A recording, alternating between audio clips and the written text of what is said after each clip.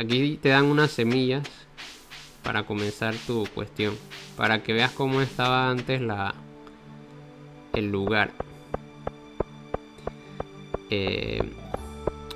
Aquí esta persona es, digamos, como el vendedor tradicional del pueblo que te vende las semillas, pero tiene que está, digamos, pasando dificultades porque este le está quitando a los clientes, porque vende más barato, porque tiene la posibilidad de vender más barato. Entonces esta es como la compañía que tú puedes sacar de allí, que es como un Tiene el supermercado. mismo nombre que el call center. Sí, porque el call center me imagino que es como la gente que llama. No lo sé, eso es una interpretación también. La gente que llama dice para. No, por favor, compren, quiero comprar esto y. Porque ahí venden como de todo, pues. Entre paréntesis, sí, las personas que hayan trabajado en un call center saben que la imagen que presentamos, que se presentó al comienzo del juego, es bastante literal. Sí, hay una cámara y un montón de cubículos y broma, pero el que no haya trabajado nunca en un call center es la aplicación perfecta y exacta de cómo es una fábrica taylorista. También. Es como que. E incluso también es como parecido, digamos, a la idea de esta novela. De. ¿Quién era que la había escrito? No era Orwell, era el. El de Huxley, de Un Mundo Feliz. Ajá, Huxley. O era Orwell. ¿Cuál es la novela? Eh, no recuerdo ahora la novela. Era. Pero digamos, la interpretación que se le dio en los 80 en una película, me parece que fue que salió en los 80, era un poco así como el inicio de de donde estás metido en un concierto con cámaras y gente vigilándote y en las ventanillas esas que se veía al inicio Ah, los no. dueños. Sí, sí, sí, es 1984 de Orwell. Ah, sí, es esa entonces. Sí, hay una película que salió casualmente en el año 1984, precisamente, que tiene esa misma estética. Sí, Ahí, creo que hay tres versiones. Una que es un musical, una que es del 1950 y algo, y esa que salió en 1984. sí, es esa, tiene que ser esa. Y bueno, esta es la persona a la que le meten un puñetazo cuando sacan a esta compañía del pueblo. Ok. El empleado modelo. Ajá, y él es un empleado también que tiene problemas de existenciales, suicidas, em, porque no tiene, digamos, la vida ideal que quisiera y bebe mucha cerveza. Ahora no le Demasiados puedes problemas hablar. para hacer un conjunto de píxeles. Sí, sí, si vas hablando con las personas vas a darte cuenta que hay muchas cosas más profundas de los que se ven, ¿no? Por ejemplo, a este lo abandonó su papá y ahora vive con Ok. sus abuelos. La señora que vive aquí también es bebedora, tiene problemas de rabia y vive en este tráiler con su hija. Que es que la hija es como que su alegría, pues su única alegría. Otros están mejor, ¿no? El dueño del salón porque bueno, ahí todo el mundo va y compra cerveza y cosas. Y alguien tenía que ser feliz en ese pueblo porque si no, bueno. Y este es el que te digo que tiene la dificultad de la competencia. Él es el dueño del salón. O sea, es la hija de este que está acá. Y esta es la que te vende la, los cerdos, las gallinas, el pasto para que los alimentes. Se llama Marnie. Como la película, ok. Y tiene una relación oculta con el alcalde que el alcalde no se atreve a revelar. Casi como la película. Y bueno, aquí puedes comprar las semillas. Y él es Pierre. Hola, señor un tío blanco. El nuevo granjero. Soy Pierre. Soy el dueño de la tienda general. Si estás buscando por semillas, mi tienda es el lugar para eso. Bueno, ahí ves que ahí tú puedes ¿Cómo comprar se las llama la tienda? semillas. ¿El Liberal? De él, Ajá. Pierre. No, la Pierre. tienda. Ah, la tienda, el nombre. Se llama así como él. Ah, ok. Ahí se ve Pierres. Pierce. sé cómo se pronuncia eso. Y bueno, esto está así al inicio, que era lo que habías visto que estaba completamente renovado. Ahora está cerrado, pero eventualmente vas a poder entrar y puedes utilizar a unos espíritus del bosque para que te ayuden a renovarla. O puedes pedirle que la renueve toda Yo-Yo Mart, pagando un montón de dinero para eso. O sea, tú eliges. Pero si le pides a Yo-Yo Mart, entonces Yo-Yo Mart se queda como la dueña, digamos, del lugar. De ese lugar que acabas de ver allá arriba. Y los cines nunca aparecen, porque no se reemplazan por este edificio. Que yo sepa, pues, porque a lo mejor no. Esa ruta no la he tomado, nada más la conozco como una ruta potencial que puedes ver, digamos, el desarrollo del juego, okay. en las guías del juego, sí. Bien. Ahora que estamos hablando de lo del socialismo y demás, y de las instituciones, toda acción estatal o toda acción institucional es socialista. Ok. ¿Y cuándo no habría socialismo? No. Respuesta corta, no. Respuesta larga, tampoco. Claro. Pero digamos, según la definición de los libertarios, que bueno, que siguen esta corriente de, por ejemplo, de Hoppe, de Hayek, de Rothbard, etcétera. Para ellos, cualquier acción estatal es socialismo. Entonces aquí técnicamente hay socialismo hasta cierto punto, porque hay un alcalde. Sin embargo, a mí me gusta verlo como, por ejemplo, como lo enfocaste tú en el último, no, creo que el penúltimo video de la Comuna Progre, donde comentas las acciones de Milei. No, bueno, las acciones no, la propuesta de Milei, donde, ok, vamos a reducir el tamaño del Estado. Vamos a tratar de que, ok, en un mundo real yo no puedo, por supuesto, abolir la totalidad del Estado, pero vamos a abolirlo lo más posible, ¿ok? En vistas de que a la larga alcancemos finalmente el narcocomunismo, ¿no? Entonces, supongo que esa es parte de la lógica, ¿no? Entonces empieza a anunciar la lista larga de elementos del Estado que va a abolir.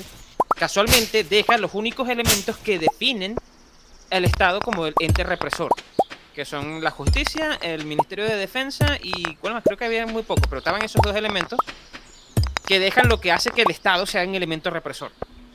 Claro. O sea, la justicia, el monopolio de la violencia. Nadie puede tomar una decisión respecto a lo legal si no soy yo. Yo soy todavía quien determina qué es legal o ilegal, qué es justo o injusto, y yo soy quien puede abogarse al derecho a la violencia. Nada de, tú podrás tener porte de armas propias, pero no lo puedes utilizar si yo no te lo autorizo.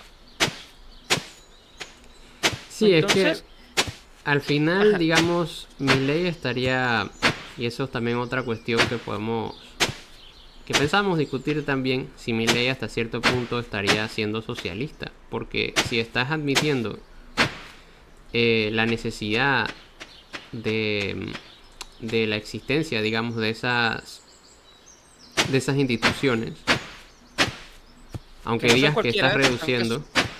No, y no es cualquier parte de la institución, son las instituciones más represivas que caracterizan al Estado. Porque si tú me dijeras que dejas nada más el Ministerio de Cultura, bueno, tienes una institución común y corriente que puede o no existir sin un Estado, si quieres. Porque hay muchas organizaciones que hacen labores culturales que se asemejarían a lo que hace un Ministerio de la Cultura. Claro, es que ese es el tema. O sea, si al final estás, digamos, como dejando... Es que incluso si dejas el Ministerio de Cultura, hay algo regulado, hay un Estado. Cualquier cosa que dejes al final va a terminar, digamos, implicando que hay un cierto nivel de regulación. Entonces tú, para poder ser, digamos, coherente con tu discurso, tienes que, por fuerza, eliminar cualquier forma, digamos, de intromisión institucional, porque entendemos que eso es coacciona, pues. Si no, entonces, ¿para qué dices que eres, digamos, libertario? Em, Fíjate, hay algo allí que a mí me llama la atención, o sea, entrando, puede parecer divagar un poco, pero es entrando directo en el tema. Y digo divagar porque podemos decir que estoy mezclando un marco de referencia distinto, ¿no? ujú, Pero yo siento que ese marco tiene que estar allí. Ok, yo me llamo libertario porque asumo que el trabajo del Estado es limitar, regular y controlar las acciones del ser humano, la acción humana, su voluntad, y encauzarla en una dirección que depende de los intereses del Estado, ¿ok? Yo me opongo a eso porque yo observo que la acción humana dejada de forma libre, como diría, estoy utilizando su lenguaje, ¿no? ujú. Va a conducir necesariamente al equilibrio, porque el mercado, por mucho que fluctúe y varíe, por ejemplo, termina llegando a un punto de equilibrio siempre. ¿Ok? Esa es creo que es lo que llaman la ley de Say, que el mercado siempre encuentra un precio de despeje, un punto en el que por mucho que fluctúe llega al equilibrio y ellos simplemente extienden esa lógica a todos los demás elementos de la existencia.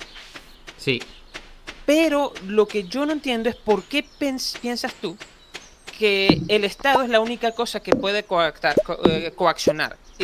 La vida en sociedad, si me lo preguntas a mí, consiste en un proceso continuo de coacción del individuo. Yo no puedo vivir en sociedad si la sociedad no me coacciona a mí, porque el individuo y sociedad, como conceptos, son, vamos a decirlo así, no mutuamente excluyentes, pero sí antagónicos. ¿Ok? Mi voluntad como individuo tiene un límite y básicamente vivir en sociedad consiste en que yo renuncio a mis intereses individuales para tomar en cuenta los intereses del grupo porque en conjunto, en ese proceso de negociación, yo puedo preservar mi existencia y seguramente tener una vida mejor. Y saco a colación el trabajo esto es un clásico ya, de Durkheim. Cuando tú le revisas el trabajo de Durkheim, de las reglas del método sociológico, lo primero que él te dice es, yo no puedo existir en sociedad sin coacción. Yo no puedo entrar a la sociedad utilizando el lenguaje como a mí me dé la gana o como yo quiero. No, voy a utilizarlo así como ellos lo utilizan porque si no, no me voy a entender. Y claro, sí, puedo hablar como yo quiera, pero ve a la calle y hazlo a ver qué te va a pasar. ujú, sí. Yo no puedo llegar hablando español a Francia. Tengo que hablar francés. Eso no me lo está imponiendo el Estado, me lo impone la sociedad. Yo no puedo tener las reglas de moral que yo quiera. La sociedad tiene unas reglas morales que la mayor parte del tiempo, muchas de las reglas morales de una sociedad no aparecen en un código legislativo. Por ejemplo, en Venezuela no existe la pena de muerte, pero hay un código moral de la delincuencia venezolana que es que la violación de mujeres o niños está penado con la muerte. Si se llega a enterar de que tú violaste a una mujer o a un niño, cuando tú llegas a la cárcel no tienes más de una semana de vida. Te van a matar. Alguien lo va a hacer. No importa quién, alguien lo va a hacer. Eso es una pena de muerte que instaura la sociedad.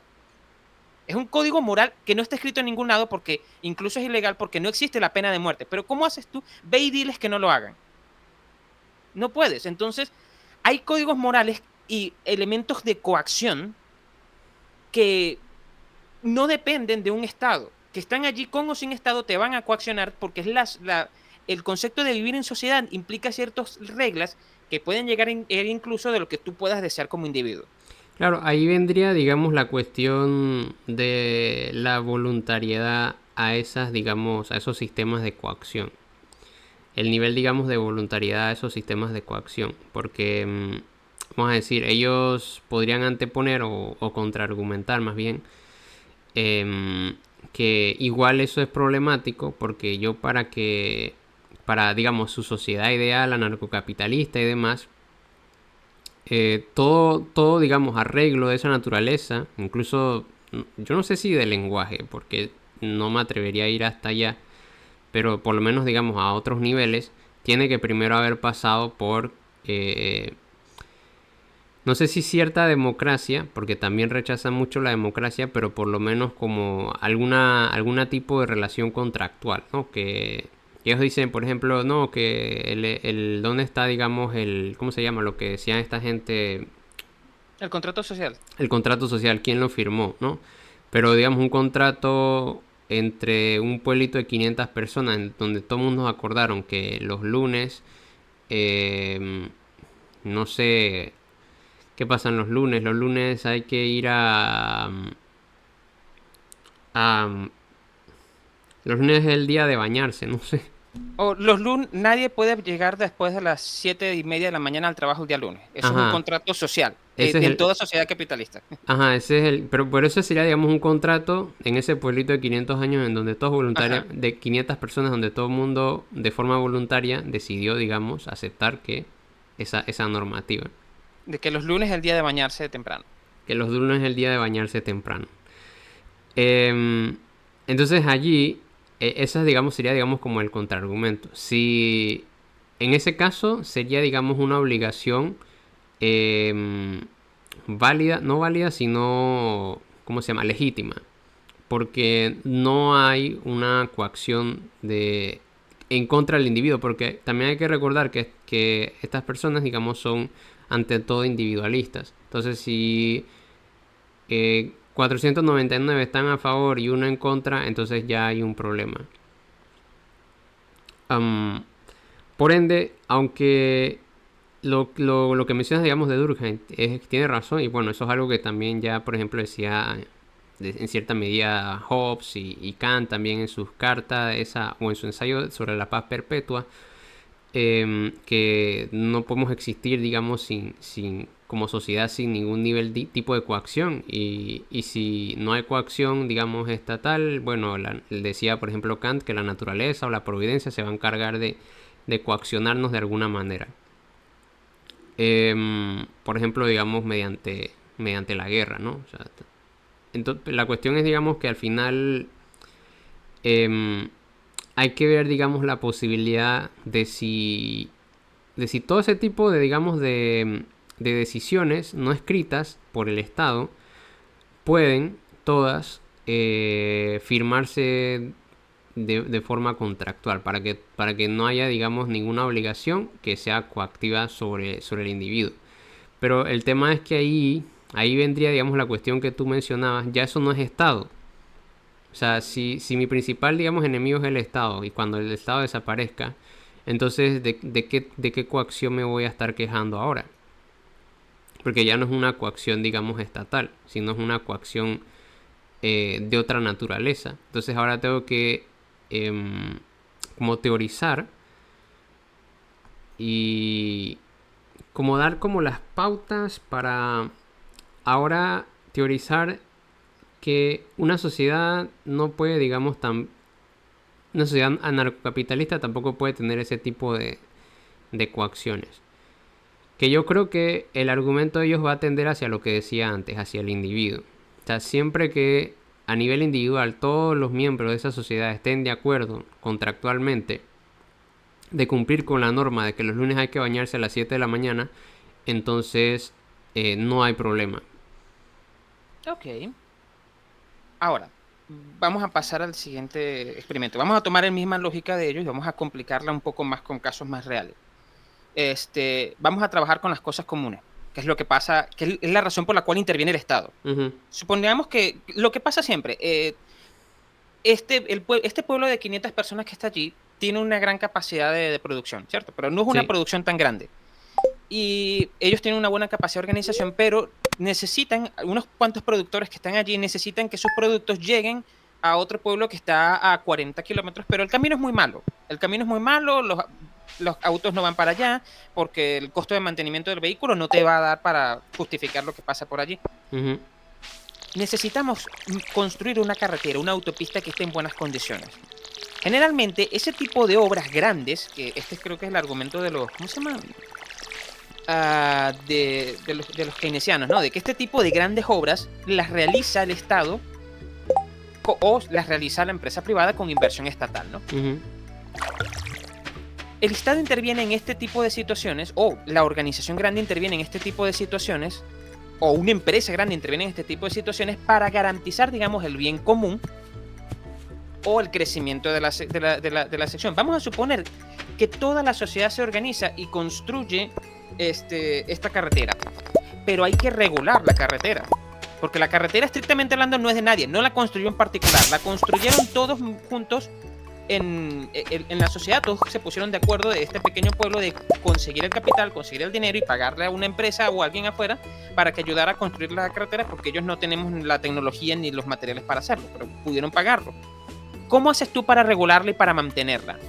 No es necesario, esa es la razón de existencia de la mayor parte de los peajes y del impuesto de carretera, costear el costo de mantenimiento de un servicio.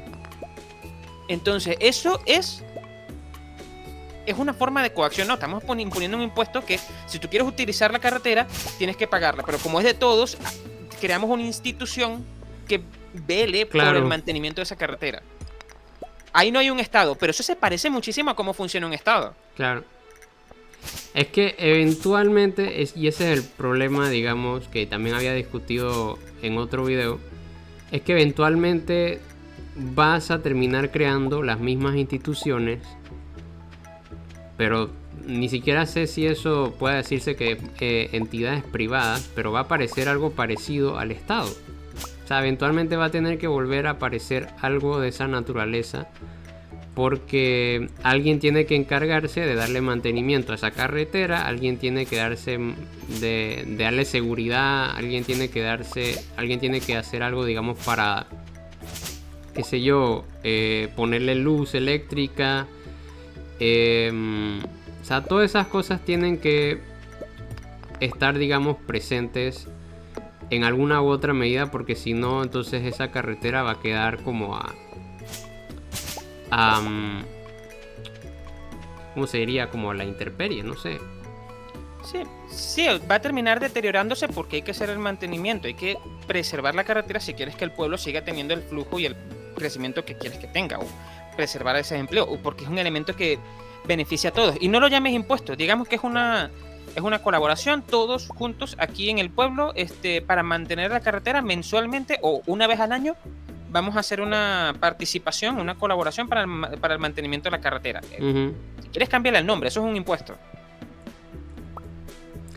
Claro, pero al final sí es como tú dices, es un impuesto. Sí, porque si tú no lo pagas, la comunidad te va a presionar. Ya va, ¿cómo es que tú vas a utilizar esta carretera y no quieres pagar por mantenerla? Tienes que forzadamente pagar. Tienes que pagarlo porque la comunidad te va... Yo como miembro de la comunidad me parecería injusto que alguien que pudiendo pagarla no lo hace y se beneficia de ello, no me parecería correcto. Sí, y no solamente para ese tipo de cosas, porque, vamos, tú mencionaste un ejemplo de la carretera, pero luego cuando comienzan a aparecer, digamos, temas de seguridad, temas, no sé, problemas maritales, problemas, digamos, de cuándo acaba mi terreno y cuándo acaba el terreno de mi vecino, para, digamos, dirimir sobre este tipo de cosas van a tener que comenzar a aparecer instituciones que inicialmente puedes decir, bueno, son instituciones privadas que están ofreciendo un servicio, pero si esas instituciones luego una comienza a ofrecer, entre comillas, un mejor servicio, porque en la práctica, digamos, no funciona, la empresa que más crece no es la que mejor servicio ofrece, son muchos más elementos a considerar. Pero vamos a decir que esa empresa comienza a crecer, se va a convertir en un monopolio y se va a convertir en la única empresa que ofrece seguridad, digamos, en el pueblo de las 500 personas, asumiendo que todavía son 500 personas. Y cuando eso ocurra, entonces, digamos, vas a tener que pagarle solamente a una entidad para que te ofrezca el servicio. Y va a ser una sola entidad que va a tener el monopolio de la violencia. Entonces lo que están haciendo en última instancia es reemplazar al Estado por otra cosa que se parece, que es básicamente lo mismo que un Estado, pero que, vamos a decir, es una empresa privada, pero hace lo mismo que el Estado, monopoliza la violencia. Y ahí es cuando vienen ellos y descubren que, ok, entonces eso de privado y público realmente no es tan diferente, los dos son corporaciones. Sí, exacto. El Estado es casi como prácticamente también como una corporación, porque también funciona con un presupuesto, también te paga, le paga a sus empleados, también le quita impuestos,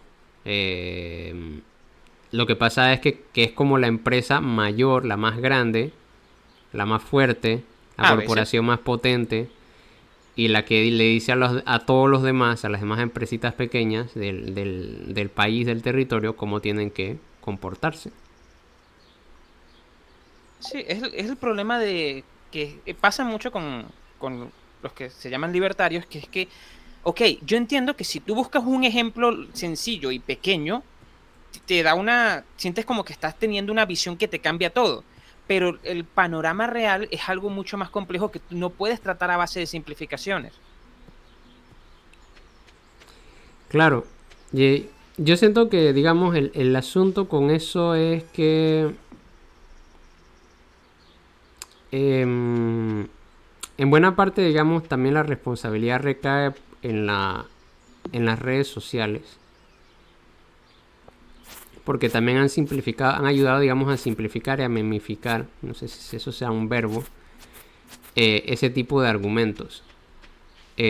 Cuando, digamos, vas y entras a los libros de Rothbard y de Hayek, ellos te tienen que dar todo un discurso, toda una serie de apelaciones, por ejemplo, lo que hace Mises, que era Mises el que agarraba y también en su magna obra. Antes creo que había dicho que era Hayek, pero me parece que es Mises. O no sé si dije que era Mises también antes.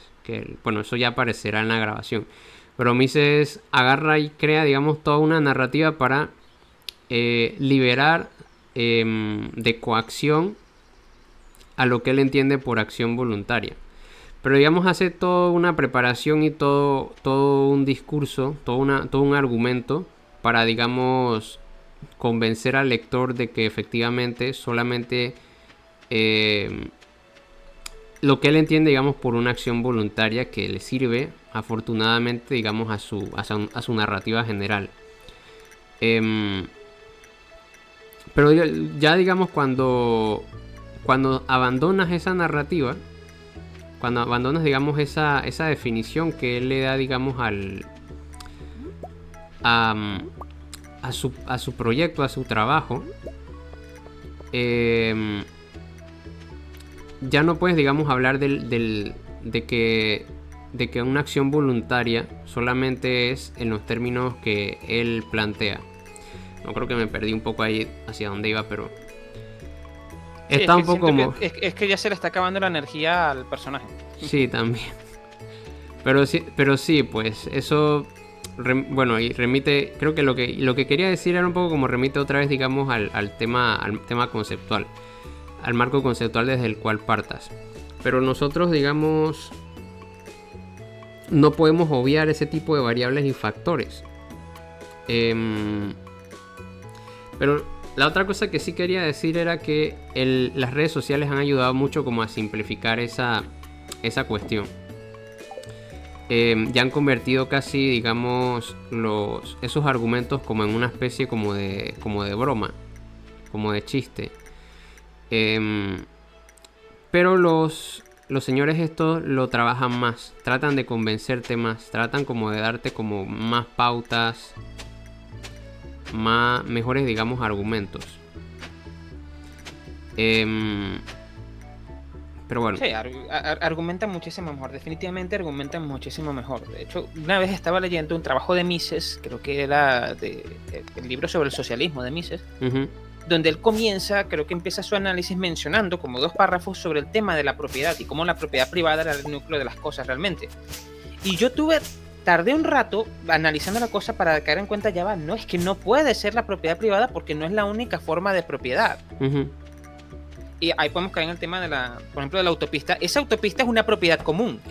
Sí, pero es que es otra vez la misma cuestión. Porque la idea de que la propiedad es una sola cosa, que como ellos la definen, también, digamos, es equivocada, es problemática. Porque la forma en la que las distintas sociedades han interpretado lo que es la propiedad es diferente. Incluso Marx hace por ejemplo, una separación entre propiedad personal y propiedad privada.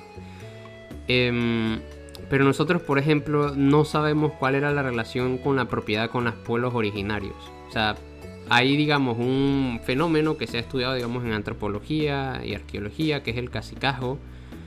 Pero pero eso no, digamos, los hallazgos que podemos hacer a través, digamos, de esas dos disciplinas no nos dicen como las abstracciones, el nivel de abstracción e incluso lingüístico que había detrás de la concepción de propiedad, si es que ellos tenían alguna idea análoga a lo que nosotros tenemos, a lo que nosotros entendemos por propiedad.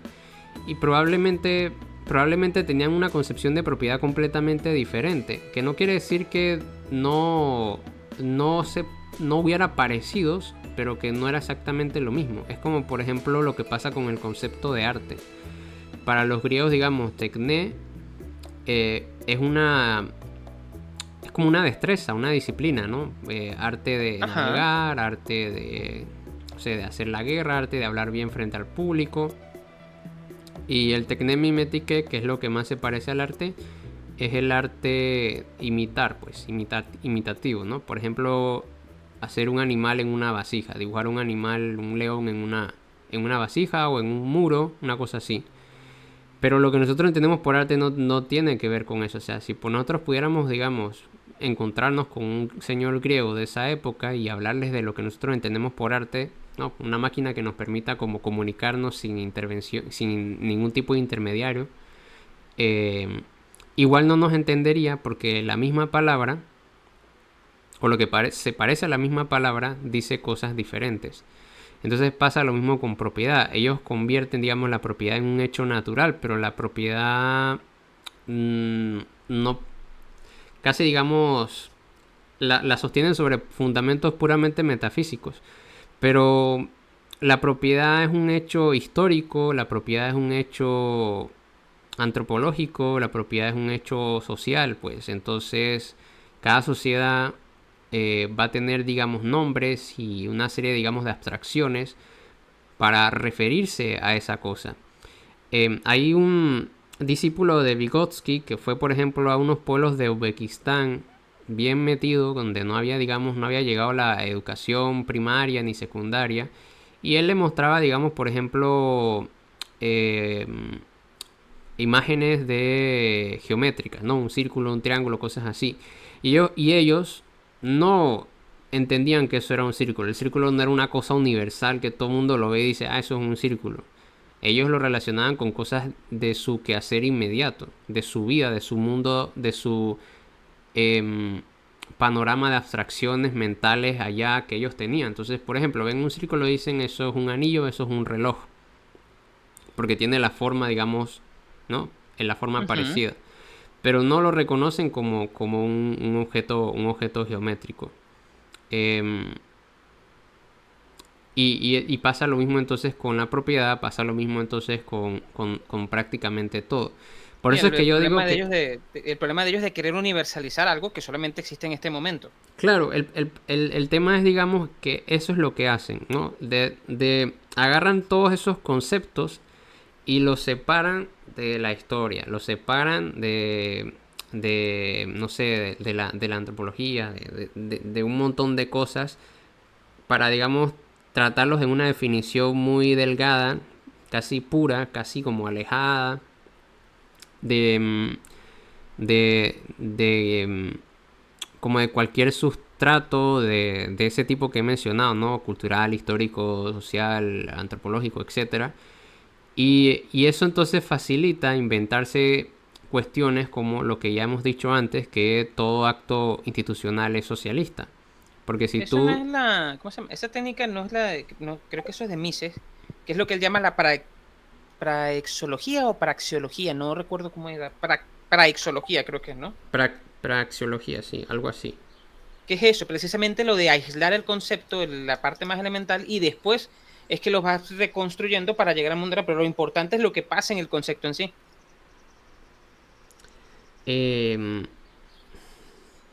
Sí, digamos, la praxeología lo que intenta es como analizar más bien la acción humana, concretamente Okay, la acción humana. No, entonces no es el que yo estaba diciendo. E intenta, digamos, brindarnos una descripción como de las formas... Bueno, así la entendí, digamos, leyendo a Mises, como que es una disciplina que analiza, digamos, la acción humana, pero intentando como desprender esa acción humana de hacer como una descripción pura de la acción, ¿no? A como captar la forma pura de la acción humana.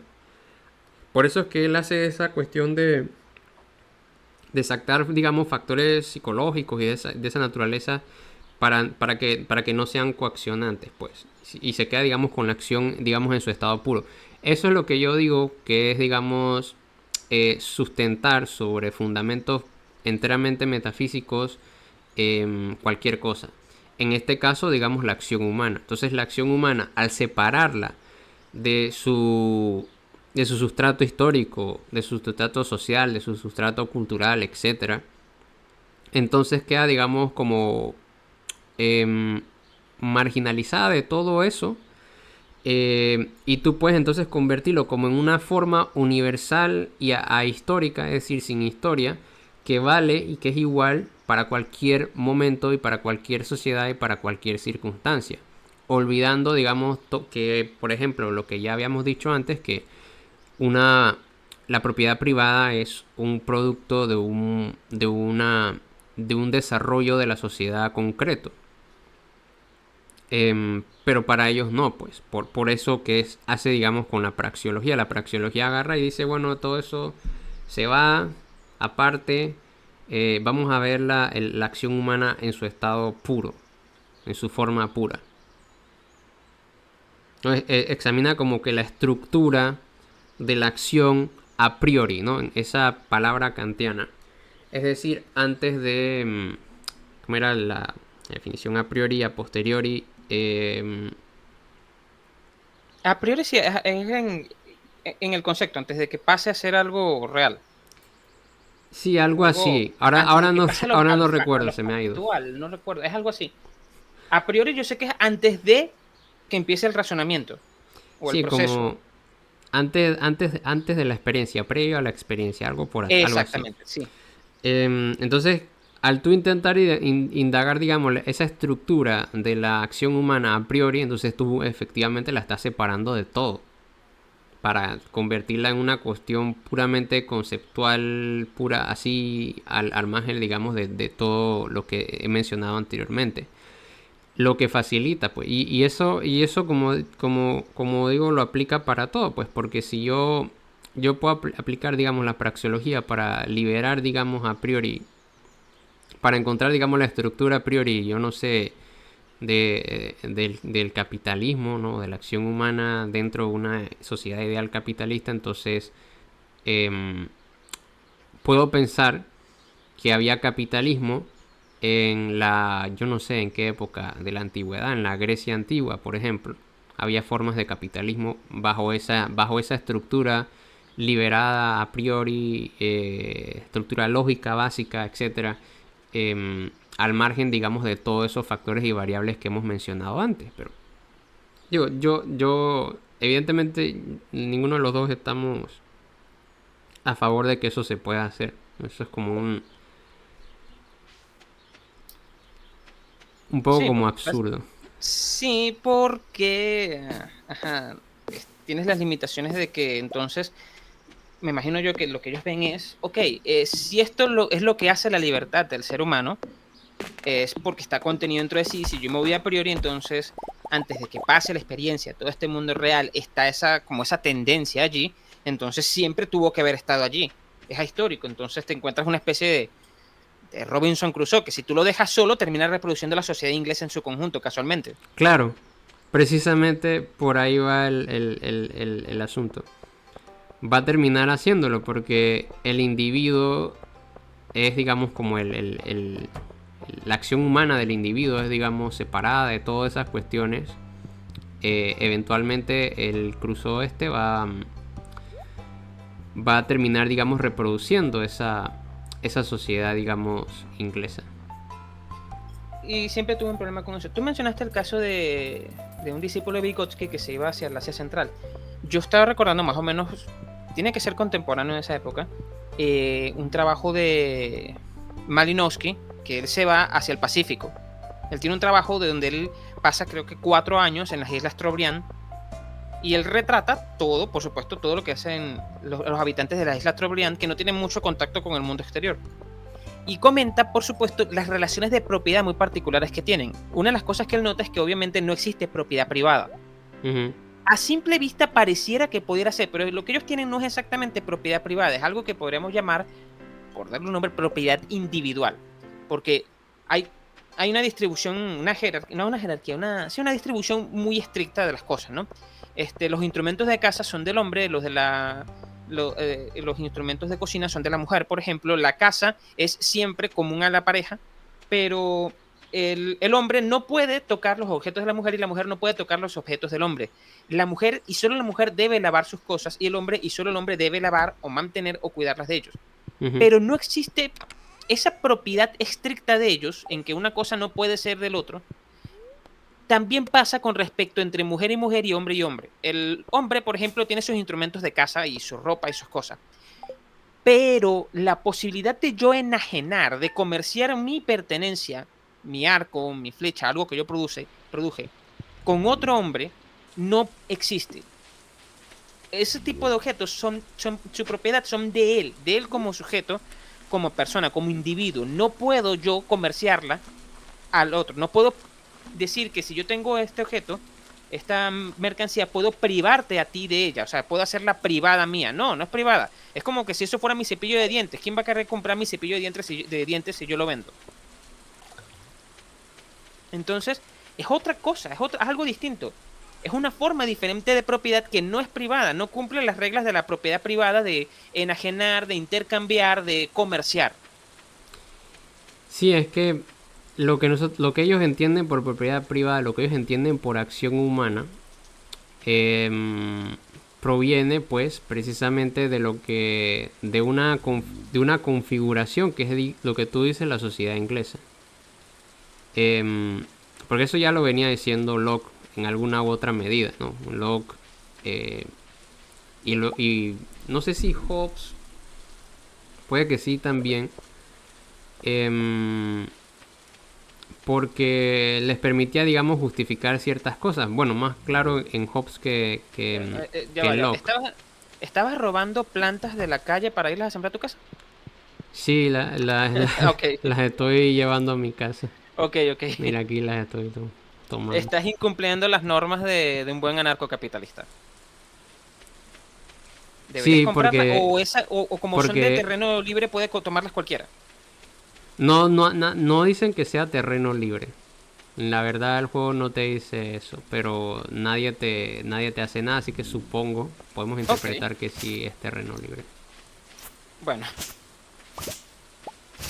Ajá, comentabas lo de la propiedad en John Locke y la forma inglesa. Sí, claro que esa, digamos, esa idea de cómo era, digamos, el ser humano en sus inicios y de todas esas cuestiones, y que por ende había que establecer un estado, por ejemplo, en el caso de Hobbes, en su Leviatán, que sirviera, digamos, como coaccionante, o incluso Kant, que también decía, digamos, que si no hay un estado, una constitución republicana, que es la ideal para él, hacia la cual todos tenemos que dirigirnos por fuerza, porque así lo quiere la providencia y otras cosas así decía, eh, son, digamos, todos productos culturales de su propia forma, de su propia, digamos, concepción de mundo. O sea, para ellos tiene sentido porque para ellos, así ellos fueron, digamos, formados y educados. Pero ellos extrapolan y agarran, digamos, su mundo y, y se lo extrapolan, digamos, a todo el planeta. O sea, a todo el mundo, como si todo el mundo, de alguna u otra forma, va a terminar viviendo como los alemanes de aquella época, ¿no? Como decía Kant, la constitución republicana, o como los ingleses, digamos, siguiendo la lógica de gente como Hobbes o ¿cómo se llama? Locke. Ajá. Em, pero bueno, esto también lo estoy diciendo así de una forma muy laxa, ¿no? Pues esto es una conversación así como más relajada. Pero más o menos algo por ahí va. O sea, lo que estoy tratando de decir básicamente es como que como yo vivo, vamos a decir, en Panamá, y en Panamá, digamos, todo tiende a convertirse en una democracia representativa. Entonces yo asumo que todo el resto del mundo tiene como meta final convertirse en una democracia representativa y que todo el mundo comenzó de la misma manera como comenzaron los panameños cuando se fundó por primera vez y llegaron las primeras sociedades y los primeros pueblos, ¿no? Todo comenzó siendo cacicazgo, luego se configuró, digamos, en gobernaciones, luego parte de un virreinato, luego y así hasta a convertirse en una república, ¿no? Porque también fuimos parte de Colombia y todo así, ¿no? Entonces todo el planeta tiene que pasar por los mismos estadios y las mismas fases que yo sugiero. Entonces eso es como el sesgo desde el cual parten estos autores. Entonces Mises y esta gente se toma muy a pecho estas cosas, pero la ponen lo ponen como con esteroides, ¿no? Le meten como esteroides a esas presunciones. Y entonces ya luego Sí, tiene a gente como a Huerta de Soto diciendo en una clase en una universidad que el Imperio Romano fue socialista, ¿no? Porque sí, has un esteroide depurado, de 2 tomos. claro, porque has depurado completamente en su totalidad al, ¿cómo se llama? A todos esos conceptos de su bagaje histórico, cultural y de todo, pues. O sea, no has tomado en cuenta un montón de elementos. O sea, te has pasado por alto todo eso. Claro, es el problema de considerar siempre que hay un estado puro de las cosas que es consustancial a la naturaleza humana. Bueno, y es el problema de pensar que existe una naturaleza humana Ujú, y que inevitablemente lo que vas a encontrar son variaciones de esa misma naturaleza, pero todos, por mucho que se alejen, van a parar allá. claro. Es lo que, por ejemplo, decía un señor que hablaba de la historia, ¿no? Comparando, digamos, los pueblos indígenas, que bueno, ya no me gusta utilizar mucho ese término, pero pueblos originarios. Los pueblos originarios y la Europa, ¿no? Que lo que pasa es que no había, el mismo desarrollo no había porque ellos no habían pasado por el estadio de la invención de la rueda, ¿no? Como si fuera un estadio prefijado que todo el mundo tiene que inventar la rueda y utilizar la rueda de la misma manera como lo usaron en Europa para, para avanzar a la siguiente etapa, ¿no? Es como pensar la historia como si fuese... ¿Cómo se llama este juego? Age of Empire. Age of Empire. Como si todo fuera Age of Empire. Bueno, estás en la etapa medieval. Bueno, dentro de poco vas a pasar a la moderna. O al renacimiento, o una cosa así. Que ni siquiera es válido para la propia... a lo interno de la propia Europa ni siquiera es válido. Porque no todos pasaron al renacimiento o a lo que se considera como renacimiento de la misma manera. Sí, Marx incluso tenía esa misma idea esquemática del desarrollo de la historia y cuando entró en detalles tuvo que decir, ok, ya va, los ingleses ponen de una forma, los franceses otra, los alemanes otra, entonces dentro de la misma Europa central y occidental, al entrar en detalles, él que pensaba así tuvo que hacer un montón de secciones. Ujú. Sí, sí, hay un texto que él leyó, digamos, que él lo comentaba también en un video, de un historiador, antropólogo o algo así, cuando ya en los últimos años de vida de Marx, que tuvo que hacer a lo mismo que acabas de mencionar, como revisar y hacer comentarios sobre eso, porque estaba siendo un poco como eurocentrista, pues, a la hora, digamos, de percibir y concebir, digamos, las sociedades, como que, no, tú, todas las sociedades tienen que pasar por la misma serie, digamos, de conflictos y luchas de clases. Esclavos contra aristócratas, señores feudales contra siervos y obrero contra capitalista. Pero bueno, ya vemos que no. Entonces, pero lo que yo siento es que los libertarios al hacer, digamos, esa separación con la praxeología, precisamente caen en ese error.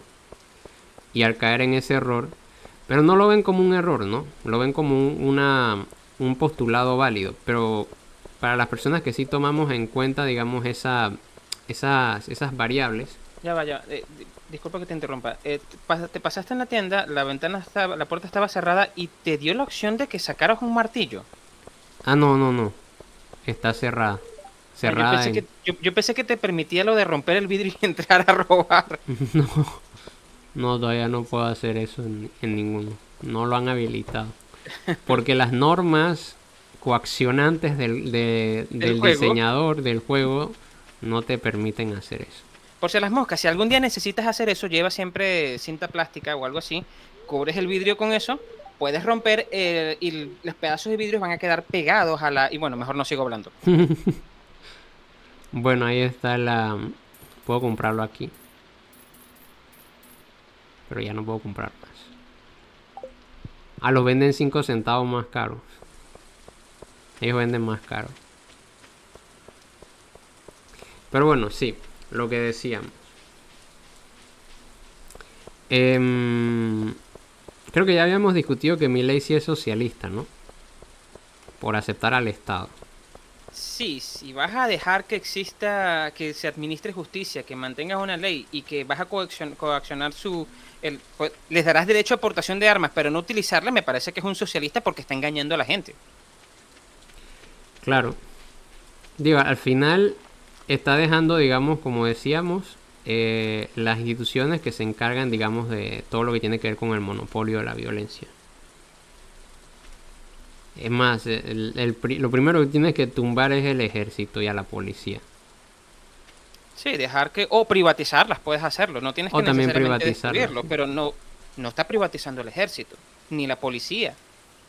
Bueno, hay que A pesar esperar a ver si se atreve a privatizarlos. que, por cierto, Venezuela, que es un país ultrasocialista, tú puedes hay cuerpos de seguridad privados aquí que tú puedes contratar si tienes dinero suficiente. Si es Están que legalizados e inscritos en el ministerio. ultrasocialismo no hay. Ese es el tema. O sea, la gente dice que Venezuela, que es socialista, que Cuba es socialista. Hombre, en Cuba puedes comprar.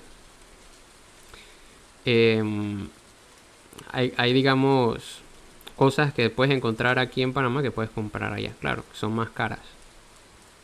Pero lo que sí no vi, o no me acuerdo haber visto, porque solamente estuve una vez en Cuba, fue, me parece no haber visto Coca-Cola ni nada por ese tipo de cosas, pero tenían una marca que era básicamente el mismo sabor que Coca-Cola. Con lo cual, no, es tiene un sello diferente, pero, aunque puede ser que me esté equivocando, pero tiene un sello diferente, pero sabe igual, básicamente. Aquí también habían en su momento, le hicieron competencia a Coca-Cola y hasta hace poco existían todavía, varias empresas que fabricaban refrescos de cola negro. Estaba Dumbo Cola, estaba una famosísima que se llamaba KR, que era la favorita de los borrachos y de los estudiantes, porque te daban algo que no te daba nadie, que era un envase de 3 litros. Uh-huh. Era horrible, por supuesto, pero cuando estás borracho no te importa. Efectivamente, sí. Pero sí, o sea, debe existirlo por el hecho de que, por muy complicado que sea, no debe costar mucho replicar o hacer algo semejante a la Coca-Cola, aunque no tenga los sabores parecidos. Y con la cercanía que tenían con Estados Unidos, tampoco creo que un ingeniero en alimentos no te pueda replicar una bebida de eso. Bueno, hay un McDonald's en Guantánamo, así que técnicamente hay capitalismo en Cuba. Según la definición de esta gente, pues. Pero sí. Digo, hoteles españoles y de otros lugares hay en Cuba.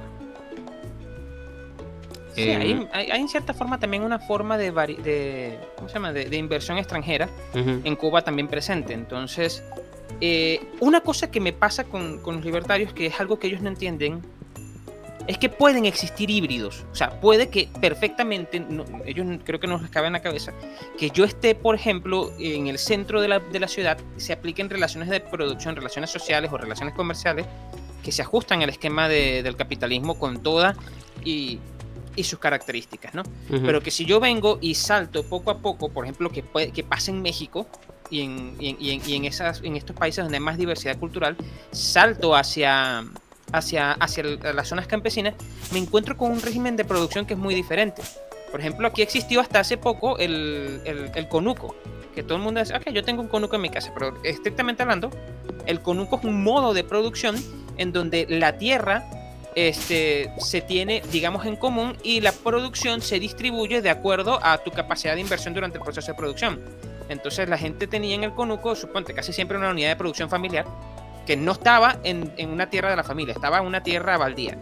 Te ibas al monte, producías allá. Entonces era una forma de producción, vamos a decirlo así, comunitaria.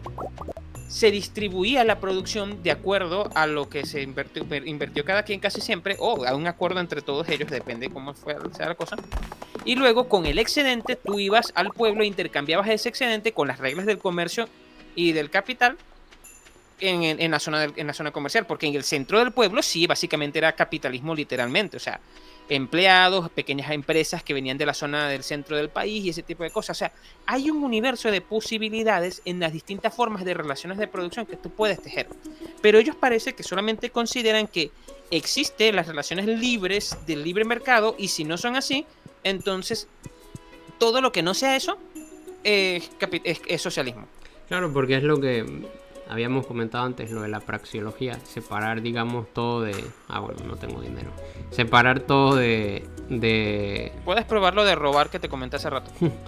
Podría, pero no me deja. Separar, digamos, todo de la... de esos factores que acabas de mencionar. De que las relaciones de producción no son iguales dependiendo, digamos, del contexto en el que te ubiques. O sea, si estás, digamos... Pero aquí en Panamá pasa igual. O sea, las relaciones de producción, si tú vas, por ejemplo, andando por la carretera, son diferentes en los puestecitos de las personas que tienen casitas cerca de la carretera y lo que hay, digamos, ya en las urbes, ya donde está lo que también mencionabas, digamos, con sus empleados y demás. Y luego también hay relaciones de producción diferentes entre los pueblos indígenas. Pueblos originarios. Siempre se me va, pero es que ya estoy acostumbrado a utilizar esa. Sí, ya también. Me pasa igual que a ti. No me gusta mucho el tema por el hecho de que ya lo encuentro impreciso, pero tengo tantos años utilizándolo. Sí. Pero sí, pasa igual, pasa lo mismo, ¿no? Por ende es, digamos, como difícil pensar que existe solamente un solo modo de producción, digamos, auténtico y real, porque donde tú vas y le dices a esas personas que no estás practicando el verdadero y auténtico modo de accionar, de comercial humano, que tienes que hacerlo de forma voluntaria, etcétera, etcétera, no te van a entender o te van a mirar raro o te van a decir como que eso no tiene nada que ver conmigo. Porque... Eso me llama la atención. O sea, ¿qué pensarían Milei o sus seguidores o el caso de los libertarios de lo que ocurre en las sociedades de los pueblos originarios? O sea, para ellos la sociedad de los pueblos originarios, por ejemplo, estas pequeñas sociedades del Caribe, y casualmente de los indios caribes que no tenían nada ni remotamente semejante a un estado, ¿ok? Pero definitivamente no se regían por normas de libre comercio, sino que estaban básicamente en temas de algunos de guerra, otros de saqueo, otros sí había intercambio, pero una serie de relaciones muy diversas. ¿Eso entraría a ser socialismo también? Porque ahí no era precisamente que existía libre mercado. Si existía alguna institución, será que sí. Si existía, por ejemplo, lo que se denomina como... Bueno, algo parecido a eso, como el cacicazgo, tendríamos que admitir que, según su definición, que sí. No. Y ya... Ajá. No sería así, ¿no? Vérsele, no lo sé, porque tengo que preguntárselo a ellos porque o esperar que alguien les haga la pregunta, les plantee la pregunta, porque la verdad no sé cómo interpretarlo, cómo considerarlo. Y ahora que tomamos en este punto, se puede ser, como dices tú, O sea, si Milei se hace presidente de Argentina, se hace jefe de un estado, se haría socialista. O sea, yo puedo ejercer la presidencia de un país bajo ese criterio sin coacción. Yo puedo dirigir sin un estado sin ejercer la coacción. No, tengo que coaccionar. Necesariamente tengo que coaccionar. Esa es la contradicción en la que van a entrar. Que es, digamos, la contradicción a la que ellos se han estado como burlando y mofándose de los que llaman socialistas, pues, porque es muy difícil saber a qué ellos se refieren con socialismo, por lo que ya hemos dicho antes. Pero es como de que estás en contra del Estado, pero quieres utilizar al Estado para liberar y traer igualdad y no sé qué tal cosa. Pero tú estás haciendo lo mismo, porque estás utilizando el Estado para traer libertad y no sé qué más. Hablando de eso, yo estaba en una conversación con unos amigos hace unas semanas y sacan el tema, ¿no? Casualmente, el tema de lo que es o no el socialismo y de todo eso, ¿no? Y del socialismo en el mundo, ¿no? Yo pensaría, así de buenas a primeras, que ok, China es socialista, bueno, vamos a darle un veremos porque no sé qué hay ahí adentro, ¿no? Uh-huh. Corea del Norte es socialista, vamos a decir que sí. Cuba es socialista, vamos a decir que sí. Y la lista se me acaba allí. No sé si incorporar a Transnistria o alguno que otro estado de esos por allí. Pero digamos que la lista se me acaba en estos dos países. Y ellos, sin embargo, seguían viendo ejemplos de socialismo en todos lados porque se basaban precisamente en eso. Y me sacaron a colación el ejemplo de que Franco una vez realizó una serie de programas de acciones sociales que como presidente o dictador populista que era Franco, uh-huh, estaba obligado a hacer. Él tiene una población ante la cual responder, ¿no? claro. Y él depende en gran parte del apoyo popular que le daba a ese sector de la población ultraconservadora española. Y ante la crisis, Franco, por supuesto, tiene que presentarse como el benefactor y realiza toda una serie de programas sociales que sí ayudaron a la población en su momento porque la situación de España era muy crítica. Pero en base a este punto, ellos me colocaron a Franco como un ejemplo de un presidente socialista. Y yo, ya va, me estás diciendo que Franco, que se caracterizaba por básicamente, si alguien mataba a alguien y le preguntaban por qué lo mató, no, porque era marxista, nadie te iba a hacer nada. Este señor era socialista. Claro.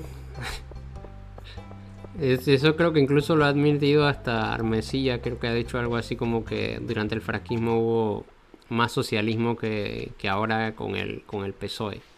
Ok, pero yo entiendo que Armesillas te lo diga en un sentido, vamos a decirlo así, él lo hace irónico a propósito. Como para señalar. A veces no sé. A veces no sé, pero vamos a decir que depende, digamos, de lo que él, también de lo que él entienda por socialismo. Y él hasta cierto punto también como que lo limita o lo relaciona mucho con la acción estatal. Entonces, si eso es de esa naturaleza, vamos a decir que Franco no fue socialista en términos marxistas, pero porque hubo mayor intervención estatal, hubo políticas socialistas.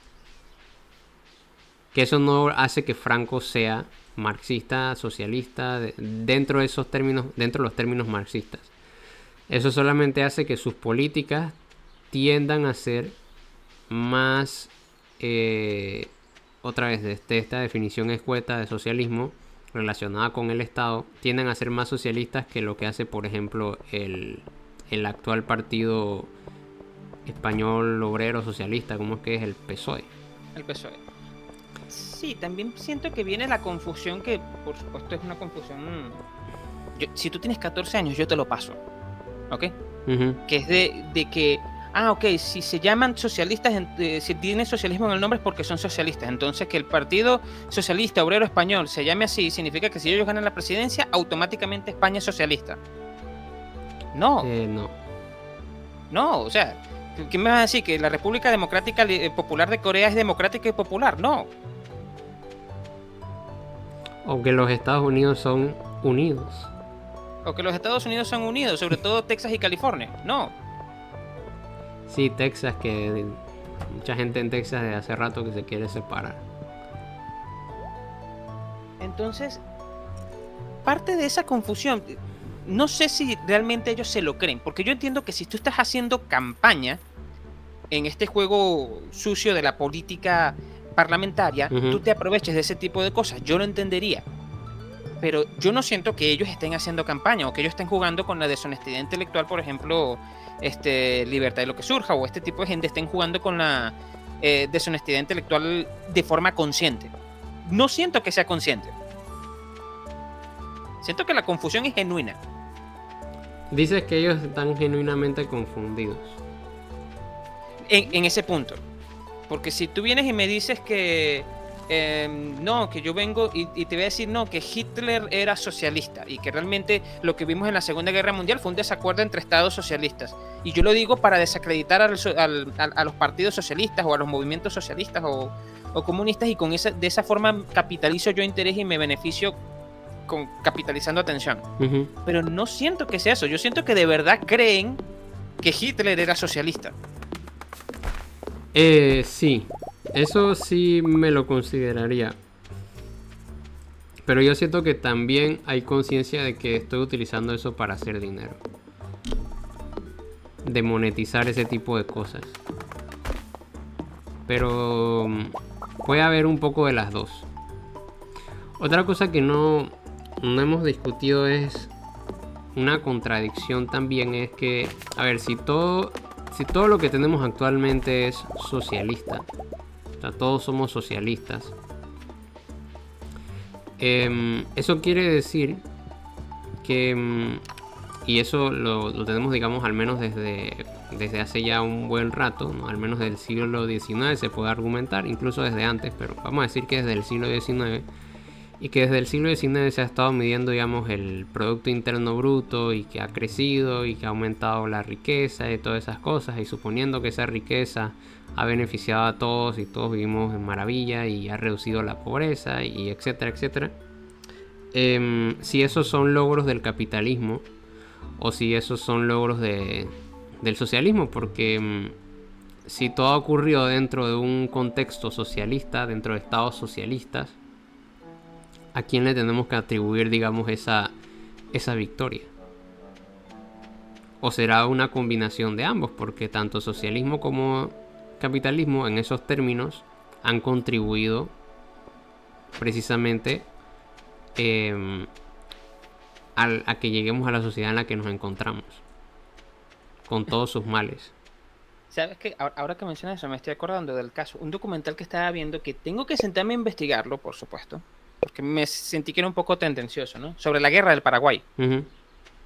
Que se ponen de acuerdo en el siglo XIX, Argentina, Brasil y Uruguay, en la Triple Alianza contra el Paraguay, ¿no? Y una de las cosas que atribuyen a los motivos de la guerra era el hecho de que Paraguay estaba creciendo mucho, porque las políticas de Paraguay eran unas políticas proteccionistas, de no involucrarse en deudas con los británicos, de fomentar su industria, de no aceptar monedas extranjeras, o sea, de cerrarse totalmente y de, vamos a decir así, un control absoluto y total del Estado, y que se oponía a la lógica de libre comercio, ¿no? De Inglaterra en ese momento, y que casualmente Inglaterra fue la que más se benefició de la guerra por la cantidad de armas que le vendió a los cuatro. Ajá. Entonces está este detalle. Casualmente, ese tipo de acciones, de esa política paraguaya de aislacionismo, de centrarte en lo tuyo, en la producción nacional, de negarte al libre comercio, ni nada de esa broma, nada de eso, casualmente se parece mucho a la política que representa Trump en Estados Unidos, del aislacionismo norteamericano. De, ok, libre comercio, no, nada de libre comercio como tal. Sí, estamos de acuerdo a favor del libre comercio, pero los norteamericanos primero, y nosotros sí vamos a apoyar nuestra industria, sí vamos a apoyar a nuestros productores, sí vamos a apoyar a nuestros trabajadores, y a ellos sí les vamos a dar beneficios, y cualquier ventaja que le podamos dar respecto al resto de mercados del mundo, se la vamos a dar. Ok, esta política que representa Trump en Estados Unidos. Entonces, básicamente, ¿Trump es socialista? En esos términos sí, porque está siendo proteccionista y está utilizando el Estado para beneficiar a las empresas, al capital estadounidense y a la población estadounidense. Pero entonces, si yo utilizo el Estado para beneficiar a la empresa privada y a mi empresa privada, porque básicamente en el caso de Trump, el Estado no es un fin, sino simplemente un medio para alcanzar eso. No sé, así es como yo entiendo el capitalismo básicamente, también. De utilizar el Estado como un medio para propiciar el fin del aumento de la tasa de ganancia. Eso no es un mecanismo válido de mercado. O sea, yo aprovecharme de las ventajas que me ofrece el Estado, por ejemplo, para propiciar el crecimiento de mi empresa y ganar un margen competitivo a nivel internacional, eso estaría mal. Si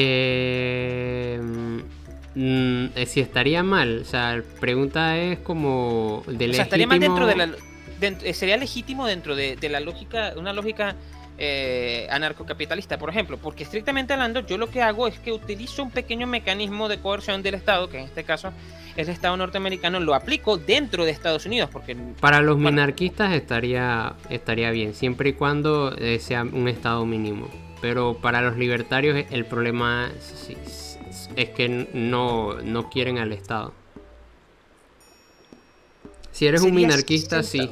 Si eres un minarquista, no hay problema, porque la idea, digamos, es reducir el Estado a lo mínimo, y que era lo que decía también Mises, que el Estado es necesario para proteger la propiedad privada, que es la institución, digamos, necesaria que permite, digamos, todas esas cosas. En la base. Entonces, volvemos al problema de que decir que solamente la sola presencia o existencia de la capacidad de coerción del Estado implica que estoy ejerciendo una forma de socialismo, entonces, como dices tú, no ha habido realmente ningún logro del capitalismo, porque esa política que quiso aplicar Paraguay y a la que supuestamente le atribuyen la causa, la guerra de la Triple Alianza, fue la misma política que aplicó, por ejemplo, cuando ocurre el crack del 29 y Keynes y su conjunto de amigos proponen una serie de políticas que terminan en los acuerdos de Bretton Woods. Son acuerdos que de alguna forma eran proteccionistas respecto al lazo dentro de Estados Unidos.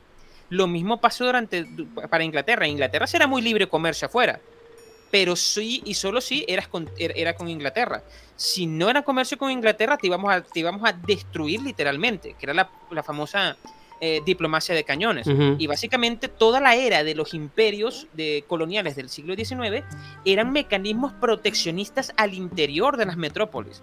O sea, el libre mercado era solamente concebido como libre y posible dentro de los límites de la metrópolis. Si comerciar fuera de la metrópolis no estaba permitido para las colonias. Era el libre flujo de capital, pero de ellos, no de los demás. Exactamente. Entonces, el gran crecimiento del capital y del capitalismo en todo el siglo XIX, que es por definición esto de la forma en que la lucha entre potencias coloniales terminó dando resultados, la Primera Guerra Mundial, para avanzar finalmente a un mecanismo de mercados más o menos libre, y los acuerdos de Bretton Woods que regulaban el comercio internacional para que más o menos nos entendamos todos y no nos terminemos matando otra vez como en la Primera Guerra.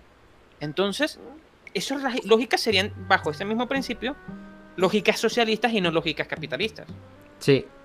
Bajo la definición de esta gente sería una lógica enteramente socialista, porque ha sido el Estado el que ha sido la principal, digamos, el principal sustento y garante del libre comercio y del emprendimiento y de la empresa privada y de la propiedad privada y de todo eso. O sea, sin el Estado no habría forma de garantizar ese tipo de cosas. Pregunta, ¿por qué estás hablando con un mago?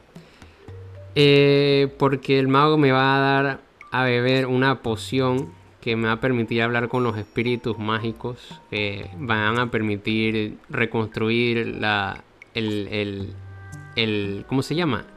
El edificio destruido, y así sacar a la empresa privada monopolística del pueblo con un puñetazo. Entonces para eso me tengo que beber una taza de hierbas mágicas que van a hacer que vomite, pero que me van a permitir hablar con los espíritus.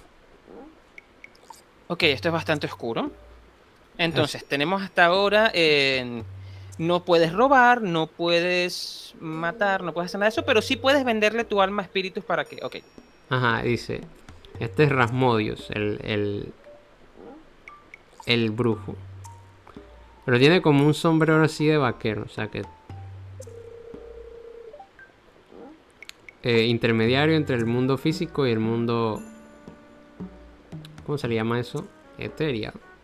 Sí, el mundo de los espíritus, el del más allá. Ujú. Del maestro de los 7 elementos. Ok. Keeper. Como Tres más que los griegos, está bien. el que... el que guarda, digamos, el sagrado no sé qué. Tú ya entiendes el punto. Y tú, un tío blanco del que su llegada ya había predecido, visto previamente. Bien, que te quiero mostrar algo.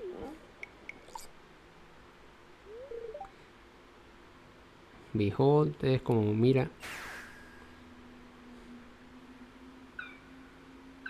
Ese es el espíritu.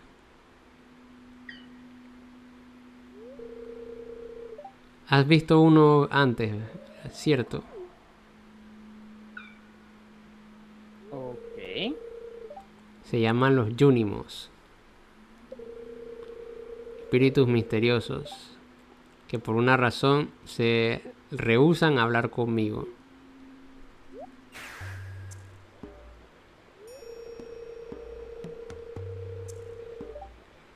No sabe por qué se ha movido al centro comunitario, pero no hay razón para temerles.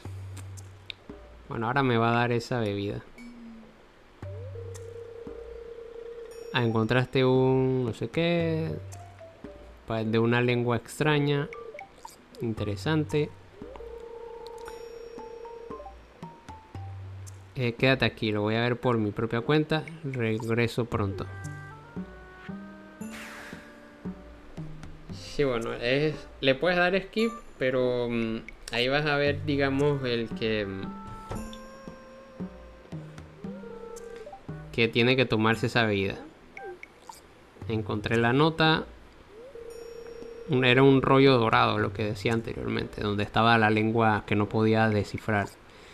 Ok. El lenguaje es oscuro, pero fui capaz de descifrarlo. Nosotros los Unimos estamos felices de ayudarte a ti. A cambio, te pedimos regalos del valle. Si tú eres uno como con el bosque, entonces tú vas a encontrar la verdadera naturaleza de este rollo. O sea, rollo scroll, pues. Que si uno dice rollo en otro país entienden otra cosa. Uno con el bosque. ¿A qué se refiere?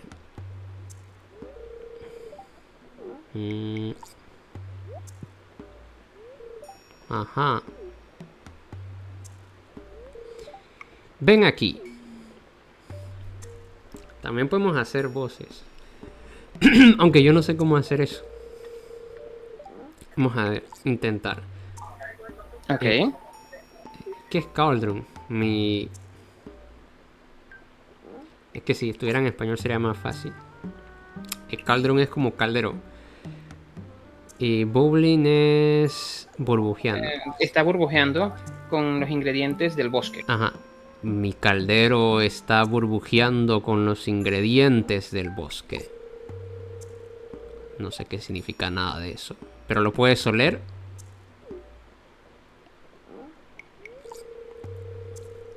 Toma, bébelo.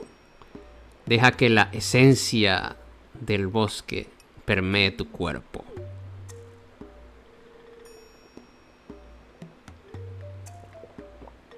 Y ahí lo tomamos. Ahí recibimos energía. Pero lo estamos vomitando. Ok.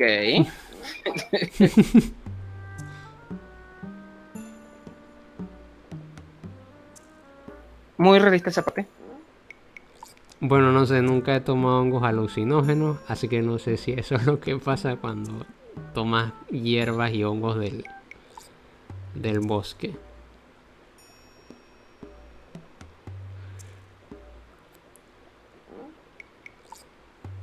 Y creo que ya, ¿no?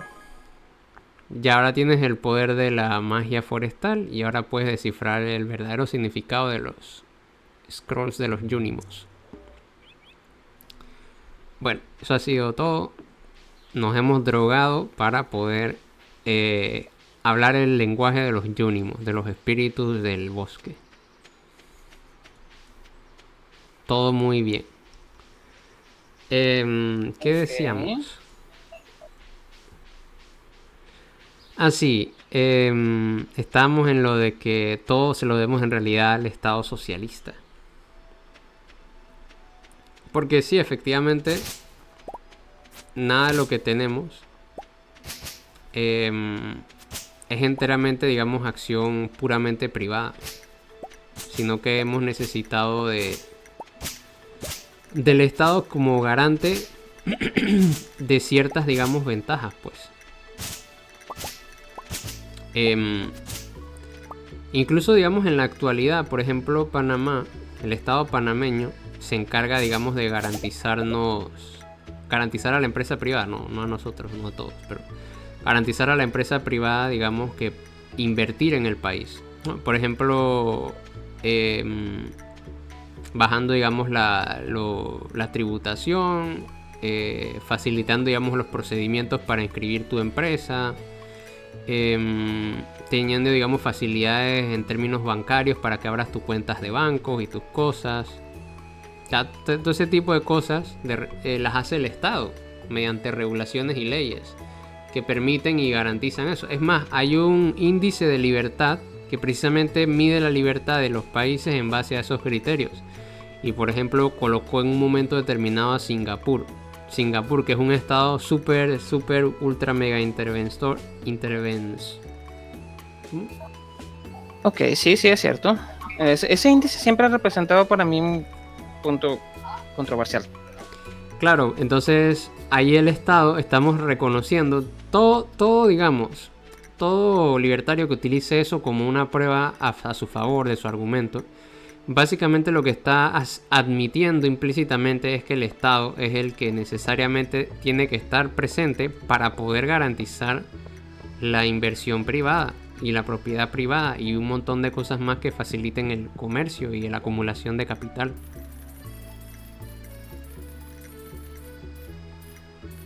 Ya va, dame un momento. Listo. ¿Me escuchaste? Dame un segundito. Vale. Bien, sí, entonces como decía, eso es una garantía implícita. Estamos, digamos, admitiendo que efectivamente sin el Estado no hay garantía de absolutamente nada. O sea, el Estado es necesario como no como institución, pero como ente rector que permita y habilite todas esas inversiones. Ok, he vuelto. Ahora sí estoy bien. Te estoy escuchando desde hace 15 segundos. Disculpa. Vale. Nada, lo que estaba diciendo era de que de que el índice de libertad económica es garantía básicamente de que efectivamente el Estado... Están implícitamente admitiendo que el Estado es necesario. Bueno, eso sí es cierto. Parte de mis dificultades con ese índice era precisamente, aspectos metodológicos acerca de las fuentes y cómo medirlos, porque cada estado tiene criterios y mecanismos muy diferentes. Claro. Sí, no tiene mucho sentido porque bajo ese criterio hay estados que deberían estar muchísimo más arriba que por ejemplo el de Panamá. Pero es lo que estás comentando, que es el tema de que estás básicamente reconociendo el papel del Estado en el desarrollo económico y por lo tanto en el bienestar económico. Sí, por ende tiene sentido, digamos, ser minarquista. Bajo ese esquema tiene más sentido ser minarquista que, por ejemplo, ser libertario. Pero libertario no le veo mucho sentido utilizar eso una victoria, como un baile así como que, mira, esto es la victoria, o el PIB también, porque el PIB es un instrumento que aparece de medición macroeconómica que básicamente aparece por las necesidades que tenían los estados de, digamos, de hacer todas esas mediciones que ellos hacen constantemente, demográficas, financieras, etcétera. Entonces todas esas mediciones aparecen producto del Estado, con lo cual pues sí, tenemos que admitir que lo que tenemos en la actualidad es gracias al Estado. Y bueno, hablando de eso, casualmente estaba viendo un canal el otro día de no recuerdo el nombre, es un señor que está en China y él está especializado en comercio con China, ¿no? Uh-huh. Y él comenta eso precisamente, de que China, para verse reconocida y legitimada a nivel internacional en los 80 y 90, tuvo que empezar a pasar información y a pasar datos de lo que estaba pasando en China. Pero hasta ese momento China no se había preocupado mucho en medir las cosas. Y una de las cosas que pasaba era que la forma en que China medía no se parecía en nada a lo que medía Occidente. ¿Okay? A la forma en que se ejecutaban las métricas en Occidente o en Europa, por ejemplo. Uh-huh. Entonces, ¿qué hacían ellos? Bueno, ellos decían, el Banco Mundial me está pidiendo la información. Bueno, no importa. No podemos aplicarla como ellos lo dicen. No importa. Aplícalas y mándaselas igual. Entonces, tenías como resultado que China mandaba en ese momento unas estadísticas que no se correspondían con su realidad, pero era lo que le estaban pidiendo. Claro. Pero está el detalle de que sociedades diferentes, con mecanismos de actuación diferentes, con formas de organización o de gestión de tu producción, de tus recursos distintas, no me las puedes medir igual. No. Sí, y al final, digamos, ahí, digamos, el problema es que también, eso que acabas de mencionar, limita también, digamos, la forma en la que podemos, digamos, interpretar o condiciona la forma en la que podemos interpretar esos datos, porque no sabemos exactamente cómo se obtuvieron esos datos, o sea, por qué Singapur aparece en el primer puesto, en base a qué criterio, o sea, porque eso se lo pudo haber inventado. Pero lo curioso y lo irónico es que cuando Cuba dice, por ejemplo, hemos reducido ¿cómo se llama? La pobreza y no sé qué tal, entonces allí sí se ponen, dije, no, eso es falso, eso es mentira, eso es manipulación del gobierno, eso es no sé qué. O cuando Venezuela dice lo mismo, hemos construido no sé cuántas nuevas viviendas, es manipulación. Pero cuando la información sale de Estados Unidos o de Singapur o de alguno de estos países que cobran pocos impuestos en Europa, como Luxemburgo, entonces allí mágicamente entonces sí son cuestiones válidas, ¿no? Ahí no hay sesgos, ahí no hay información mala vida ni nada por el estilo. Y todo es coherente. Y Qué todo es curioso, ¿no? coherente. La Unión Europea, que se caracteriza por tener muchos controles de mercado, por cierto, y muchas... sí, no es que restrinjan el libre mercado, pero sí hay unos cuantos controles y exigencias bastante fuertes. O sea, la Unión Europea se caracteriza por interferir mucho Uh-huh. en sus políticas de mercado. Sino que se lo pregunten a China, que le costó mucho entrar a la Unión Europea, al mercado europeo. Y bueno, si tú eres miembro de la Unión Europea como Luxemburgo, es porque tuviste que aplicar muchos de esos controles, muchas de esas exigencias, muchas de esas, ¿cómo le decimos? Coacciones. Uh-huh. Entonces, Aunque sea, digamos, algunas. aunque sea algunas, entonces, ok, vamos a decir que efectivamente sí, vamos a decir que sus medidas y sus datos son correctos, que no los voy a poner en duda por el hecho de que son ellos. Pero eso implica entonces que el Estado tiene una gran intervención allí. Ya no necesariamente quizás el Estado de Luxemburgo, pero sí la Unión Europea como elemento supraestatal. Sí. Y eso es todavía peor porque es como lo que acabas de decir, una institución supraestatal. O sea, que está incluso encima de los estados. Le dice a los estados cómo comportarse. Que eso sale otra vez, digamos, de la paz perpetua de Kant. Bueno, el primer antecedente de eso que yo me acuerdo es la paz perpetua de Kant, que hablaba, digamos, de una sociedad de estados libres federados. Pero Kant no tenía envisionado lo que termina siendo, digamos, la Unión Europea. Porque la Unión Europea, digamos, los países con mayor capital y con mayor recursos son los que terminan imponiendo o tienen la posibilidad, la potestad de imponer reglas a los demás. La Unión Europea, que se parece sospechosamente al Sacro Imperio Romano Germánico. Ujú. Sospechosamente. Sí, una misma confederación de estados y ducados que tratan de tener un pequeño sistema en común entre todos ellos, pero que por dentro son diferentes. Claro. Se ve como un antecedente. Sé que no tienen nada que ver, por supuesto. Si entras en detalle son muy distintos, ¿no? Pero hay como que una analogía entre los dos. Sí, y entonces digamos eso. Al final, digamos, tenemos que, o ellos tendrían que admitir que tiene que haber una cierta regulación del Estado. O sea, al final los libertarios tienen que volverse minarquistas, de alguna u otra forma. O sea, no pueden ser puramente libertarios, porque eso significaría reconocer o desconocer precisamente todo lo que hemos estado comentando. Que precisamente todo ese crecimiento de la riqueza, etcétera, ha sido posible y garantizado precisamente gracias al Estado. Y generalmente lo miden los estados, porque por lo general es un elemento como el Estado, que es el que tiene registro en las cuentas nacionales, en los bancos centrales, casualmente, de todos estos elementos, el que puede hacerte una medición y decir qué es lo que está pasando. Porque obviamente una pequeña empresa no puede medirse acaso el área de su mercado nada más, pero no cuenta con los elementos, con la data suficiente de todos los demás para hacerte una medición de toda una región. Aparte de que precisamente el Estado mide dentro de sus límites. Nosotros, el Estado venezolano, medimos aquí lo que está pasando dentro de Venezuela. ¿Por qué puedo medirlo? Porque yo exijo que todo el mundo me pase información a mí. Claro. Todo el mundo me tiene que declarar impuestos, me tiene que declarar cuánto recibió, cuánto ganó, cuánto no ganó y ya. Y eso pasaba antes de Chávez y después de Chávez. O sea, sigue pasando. Pasaba antes y va a seguir pasando después. Claro.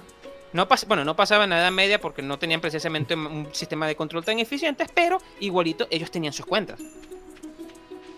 Básicamente, no la Edad Media, pero digamos que siguen en la antigüedad. La data que te daba el Imperio Romano era bastante... Bueno, no, el Imperio Romano no cuenta porque era socialista. Los egipcios era bastante fiable. O sea, su contabilidad no era precisamente mala.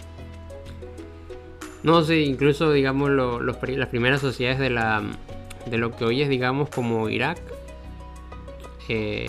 Sumeria, Mesopotamia. Mesopotamia también llevaban sus cuentas, ¿no? El lenguaje ese cuneiforme.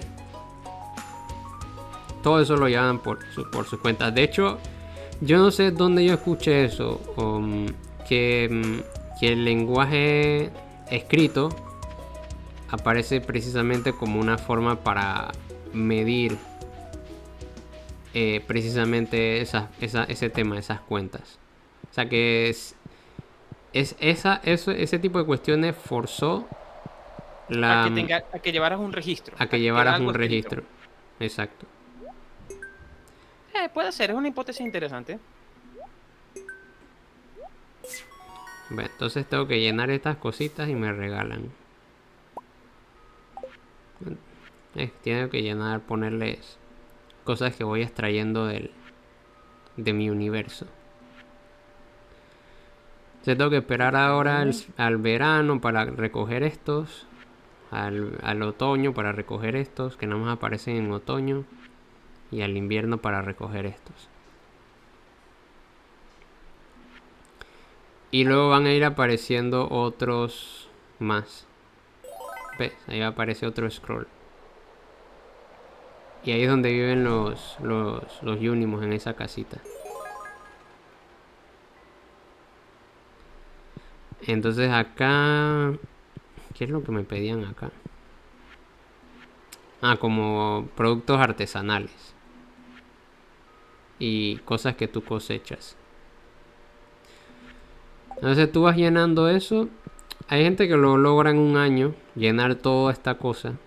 ¿Un año del juego o un año del juego? Ok. Yo no lo he hecho en un año, pero bueno, lo hice como un año y medio, una cosa así. Porque como hay tantas cosas que hacer en este juego, entonces es como que centrarte solamente en eso te hace como olvidarte de todo lo demás. O sea, porque por ejemplo yo no he interactuado con prácticamente nadie del pueblo. Ahora mismo nadie me conoce. Es más, vamos a usar el día de hoy para interactuar. A ver, Ok, ¿cuántos días han pasado, por cierto? ¿Ah? ¿Cuántos días han pasado? 7. Ya voy por el 7º día. Ah, pero está bien, eres recién llegando al pueblo. Por ejemplo, aquí no puedo entrar a los cuartos todavía porque no me dejan. Cuando ya tengas amistad con ellos te dejan entrar. Nice. Ok. Nunca he sido religioso, pero hey, estoy viejo. Bueno. Estoy tomándome el día libre. Si no paso tiempo afuera, me volveré loca. Sí, es un juego de pandemia. Además, no quiero que mis piernas se pongan suaves. Bueno, hay más juegos que podemos utilizar. Yo tenía uno viejo en el que básicamente tú eres una persona que se dedica como a fomentar el amor, ¿no? A buscarle parejas a gente. Ok. Eres como un cupido básicamente. Eso lo podemos utilizar en otro momento. Y este es el alcalde. ¿Está llorando? No, te está oliendo. Ah, ok. Sniff, sniff. Siento que has estado pasando un cierto tiempo en el centro comunitario. Es bueno que to know someone's taking care. Es bueno que saber que alguien se está tomando el tiempo de cuidar de ese lugar. Bueno, creo que ya hemos cubierto la mayoría de los temas que queríamos discutir. O todos, ¿no? Ya los cubrimos todos. Ok. Así que, no sé. Será entonces hasta el próximo. Y la ignoré por completo. Sorry. Estaba en modo hablar, digamos, del episodio y se me olvidó, digamos, prestarle atención a lo que me tenía que decir. Entonces, este es nuestro primer episodio en la comuna del Samán. Esperemos sacar otro episodio que va a girar, digamos, en temáticas parecidas, ¿no? A la que hemos visto el día de hoy. Ya tenemos algunas pensadas. Como ven, es como más bien como una discusión, como hablar sin estar sacando así como, ¿cómo se llama? Capturas de la fuente y cosas así. Y bueno, esperemos que les haya gustado y seguiremos tratando de hacer, cuando tengamos tiempo, pues hacer este tipo de episodios en común. Y quién sabe, ¿no? A lo mejor se transforma en un proyecto separado de este canal y se convierte en un proyecto ya por fuera. Y bueno, muchas gracias a Gabriel por participar. Y nos vemos entonces ya para la próxima vez. No sé si tienes algunas palabras que decir ya para finalizar. No, dale, gracias por invitarme. La próxima vez espero solucionar el problema de Steam. No sé por qué no me deja iniciar sesión. Y podré participar en los próximos juegos. Claro, Puede sí. ser este mismo, me da curiosidad saber si el chico vainilla termina convirtiéndose en un hombre rudo y asaltando el pueblo. O sí, o puede terminar convirtiéndose en un misógino también. También. No, porque aquí esto es muy progre, ¿no? Porque te puedes casar con hombres y con mujeres. O sea, puedes enamorar. Hay ciertos bachelors y bachelorettes que puedes llegar y darles regalitos y les va a aumentar los corazones. Está por aquí. No, por ejemplo, ahí dice single. Esa es la chica a la que le había hablado anteriormente. Y acá hay más, ¿no? Más personas a las que les puedes hablar. Todos los que dicen single, puedes casar con ellos. Vale, a base de regalos. A base de regalos, acordarte de su cumpleaños y asistir a sus eventos especiales. Por ejemplo, a ver, esta creo que es como artista. ¿Dónde estaba? No la vi. Bueno, este que está aquí, por ejemplo, él es músico Entonces te invita a un concierto, entonces tú vas a su concierto y lo apoyas y lo demás, entonces te aumenta también la puntuación. Es como los Sims, pero un poquito más diversificado. Sí, es como los Sims, sí, básicamente. Pero con un personaje, un grupo de personajes prefijados ya con cada uno con sus historias. Que todos tienen sus historias, digamos, particulares.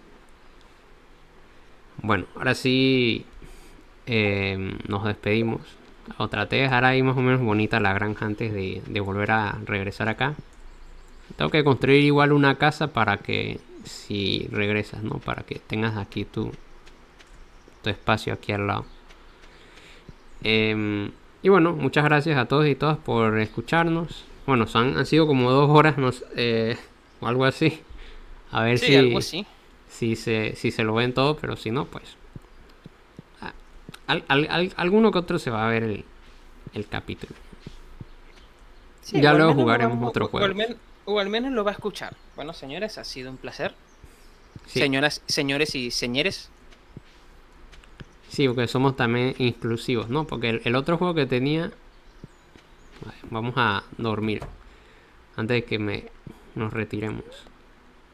Tengo una duda con esa palabra. Si ya el masculino es señores con E, ¿el inclusivo cuál sería? No sé, no sé. Pero bueno, mi personaje del otro es turbo progre, ¿no? Porque hay que hacer así, ¿no? Nosotros somos todos turbo progres. No tiene un chaleco que le cambian los colores, ¿no? Ah, Rojo, a la bandera trans. sí. A la bandera, no, en la comunidad LGTB. Ok. Esa es mi forma de definir que soy un turbo, mega, hiper, super, ultra progre. Pero bueno, entonces nos vemos en el próximo episodio. Y listo. Hasta Chao, luego. chao, hasta luego. Bye.